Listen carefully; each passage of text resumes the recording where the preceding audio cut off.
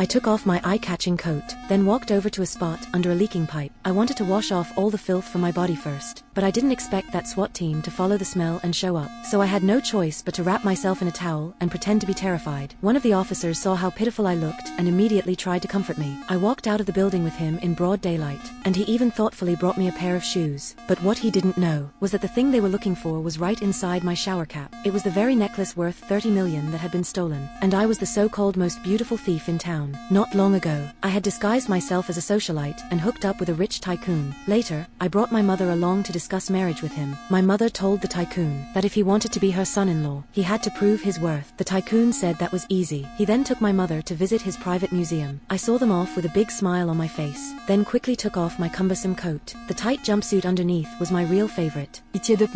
Grabbed the powered climbing rope my partner had prepared, and sprinted up to the rooftop. I slipped through the ventilation duct, and then slid down into the museum. Stole the killer incense burner, worth 10 millions. And put a fake in its place as decoration, then hurried back the way I came. By the time the tycoon and my mother returned, they happened to catch me looking flustered. The scene was extremely awkward. Luckily, I was quick on my feet. Endlid detiad astomachage to fool the tycoon. When he was about to take me to see a doctor, the alarm suddenly went off. The tycoon was promptly drawn away. I rushed to zip up my clothes, ready to make a run for it. When the tycoon went to check the incense burner, the label stuck on it made him realize something was wrong. He ordered his men to stop us and search our bags, but they found nothing. I seized the moment to get angry, saying I would never deal with someone who didn't trust me. The tycoon was filled with regret. In that round, he lost both his money and his love. He would never know that the real incense burner had already been taken away by my partner. But just when I thought I had gotten away scot-free, The police Sudenly came looking for me.